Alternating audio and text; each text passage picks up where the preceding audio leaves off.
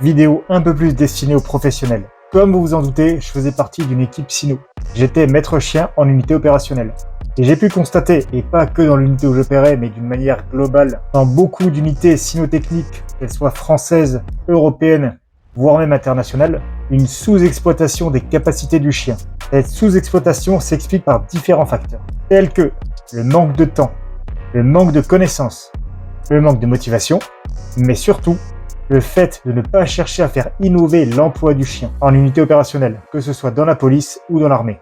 À mon petit niveau, j'essaie de faire évoluer ça, en proposant de nouveaux protocoles et de nouveaux cadres d'emploi. Ensuite, chaque maître chien fera ce qu'il veut de ce qu'il voit dans mes vidéos. Alors, dans cette vidéo, je vais vous proposer du CQB Sino. Alors déjà, qu'est-ce que c'est que du CQB? En gros, et pour faire simple, c'est du combat en milieu clos. Du combat à l'intérieur de maisons, de bâtiments, dans des pièces. Si vous voulez voir, ça ressemble à ça. Une unité opérationnelle, que ce soit l'armée ou la police, qui investissent un bâtiment. Par appui mutuel, qui nettoie la maison pièce par pièce. Bon, là leur procédure c'est clairement de la merde. Mais bon, c'est pas grave, on s'en fout. Le but est que vous compreniez le principe du CQB. Là vous voyez, c'est intéressant. Vous avez un binôme qui fait un bouchon pendant que l'autre binôme nettoie la pièce derrière. Et vous voyez, au fur et à mesure, ils avancent et nettoient le bâtiment pièce par pièce. Maintenant je vais vous montrer comment on peut faire ça solo avec son chien.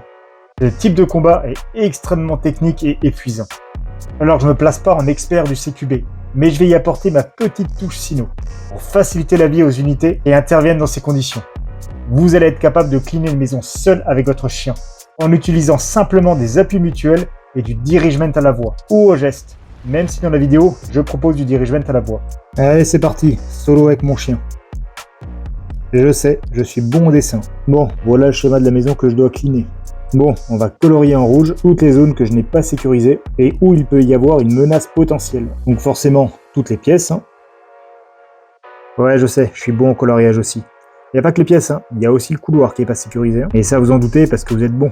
Donc je vais devoir sécuriser tout ça avec mon chien. Allez, on fait une petite ouverture d'angle classique et j'en profite pour positionner le chien comme je veux. Donc avec mon ouverture d'angle, voilà ce que j'ai sécurisé comme zone. Donc j'ai encore pas mal à checker. Le problème, c'est que si je veux checker la pièce qui est à gauche, je vais très fortement m'exposer à la pièce à droite. Donc ce que je vais faire, c'est que je vais envoyer mon chien checker la pièce pendant que moi je vais l'appuyer. Allez, c'est parti. Et ensuite, je vais le renvoyer checker la deuxième.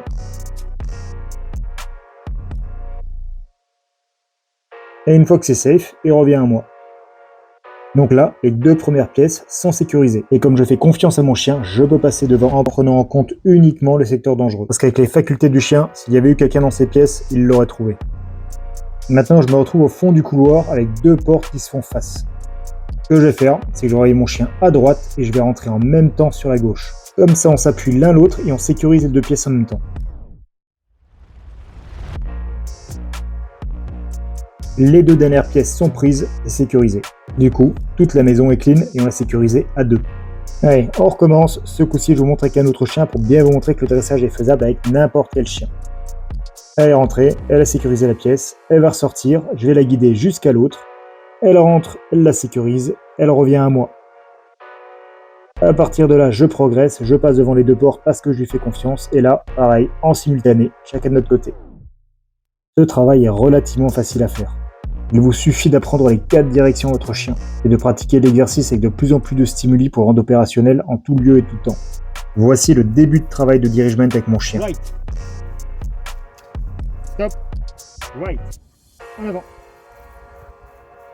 Stop. Left. Stop. Right. Stop. Recule. Recule. Right. En avant. Stop. Left. En avant. En avant. En avant. Left.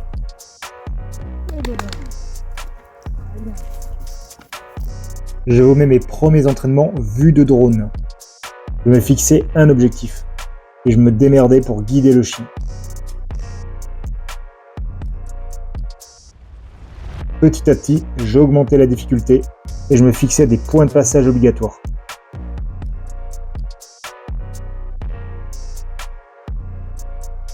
Quand il y avait des loupés comme là, je me forçais à récupérer le chien et l'envoyer exactement sur le tracé que j'avais fixé.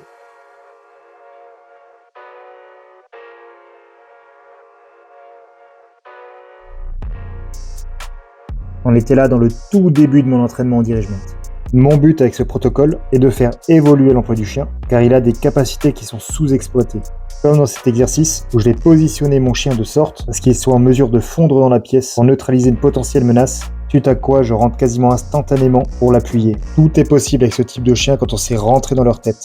Mon but premier est de ne faire qu'un avec l'animal, que le chien ne me gêne déjà pas moi dans ce que j'ai à faire, et qu'ensuite il puisse m'offrir un appui bien supérieur à ce qui est fait aujourd'hui dans les unités OPS.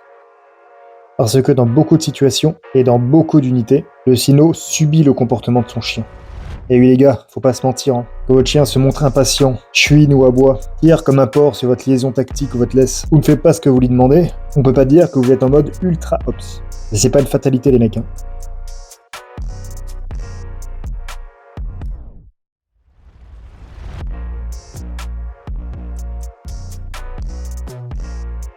Regardez cette partie, c'est hyper important. Elle est super contente d'avoir travaillé. Tous les entraînements que vous faites avec votre chien doivent être optimisés. Tout doit tendre à la mécanisation du chien. Sa réaction doit être instinctive et non réfléchie. Il ne doit pas se poser de questions quand vous donnez un ordre. En dirigement, quand je donne une direction à mon chien, il ne se pose pas de questions, c'est instinctif. Et pour réussir ça, ça passe par une répétition inlassable. Allez, petit bonus en chocolat pour les pros. Vous voyez ce livre? Ouais, je sais, je suis fort. Vous retrouvez là-dedans un paquet d'informations pour faire performer votre chien. Je sais très bien comment que ça se passe avec vos chiens en opérationnel. Le chemin que vous suivez n'est pas le bon pour optimiser ses résultats. Je sais, je l'ai vu, je sais comment que ça travaille. Donc je recommande très fortement de lire ce livre. Et c'est pas juste parce qu'à force de l'acheter, je vais pouvoir partir à Dubaï, mais c'est parce que réellement vous allez optimiser votre chien, vous allez optimiser ses résultats en opérationnel, et vous allez rendre sa vie meilleure, bien plus agréable. Je vous mettrai le lien en description. J'espère que la vidéo vous a plu, n'hésitez pas à vous abonner pour me soutenir. Et s'il y a des choses en particulier que vous voulez voir que je fasse en vidéo, n'hésitez pas à me le mettre en commentaire.